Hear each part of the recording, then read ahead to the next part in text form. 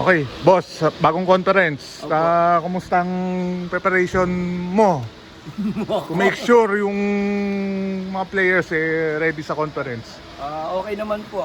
Pinaganda naman na itong conference na to. Ah, Wala namang gaanong sagabal. Ha? Okay naman po. ah, Ganun pa rin yung ah, yung routine. mm. Okay. Boss, kumusta ang off-season? Ang busy-busy tayo Opo. Bali, 2 linggo po kami nag-break eh. Sa bahay lang po ako kasi hindi nakapagbakasyon. At yung anak ko po nung pagka-out namin ng Sunday, kina Monday yan, may pasok na po siya. Kaya doon na sa bahay. Ang dami ng bisita. Opo. May mga dumalaw. Oo nga, yung mga dumalaw.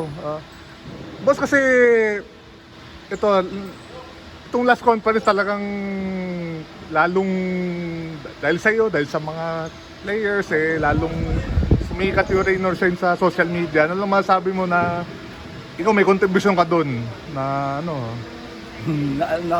Nakakatuwa po, para sa support ko, nakakatuwa na maraming mga tao nagsasabi na isa rin ako sa dahilan kaya umangat yung Rain or Shine. Natutuwa po ako siyempre, pasalamat ko rin doon kasi yan ang nagbibigay sa atin ng yung Rain or Shine team na to ang po sa akin. Bali 10 taon na po ako sa siya yun. Diyan ako kumukuha ng pangkabuhayan, kumbaga. Kaya natutuwa po ako kasi yung mga nagsasabi, umangat yung dahil isa ka sa dahilan. Tuwan-tuwa po ako. Pasalamat. yung management ba tsaka yung ownership, nasabi na ba nila sa iyo na may contribution ka doon na syempre di lang yung team pati produkto nila na napapansin din. Tingin ko naman po, kahit hindi naman po masabi alam ko namang parang napapansin din po nila yun kahit paano. Syempre popular ka na social media so syempre na doon yung kasikatan, ganyan. So ikaw, paano mo dinidil yun? Yung paano mo na-appreciate yun? And then paano mo syempre, kailangan mo din yung paano mo ina-handle yun? Tinatanggap, sa akin po, hindi ko naman iniisip na sikat eh. Ganun pa rin po, normal, mag-commute, mag-jeep, na dyan. May nagbago lang naman po yung mga lumalapit sa'yo, nagpapapicture, tapos nakikilala kayo. Pero natural pa rin po, okay din po kasi masaya para sa akin. Saka nakakatuwa. Yun po. Boss, paano ka rin bagay yung mga players? Siyempre, minsan, alam natin, minsan ikaw yung ginagawang pulutan pero laking bagay din sila na Opo, malaking bagay talaga. Dahil dyan, nagkaroon ako ng ng extra kumbaga. Kahit pa paano nakilala, tapos may mga nagpapadalang mga gamit. Dahil po sa kanila yan, dahil sa Boss Santi, kay Andre, sa kay Nox, saka sa buong team. May time nga 'di ba nawala ka sa basketball eh. Opo. Bumalik ka sa basketball na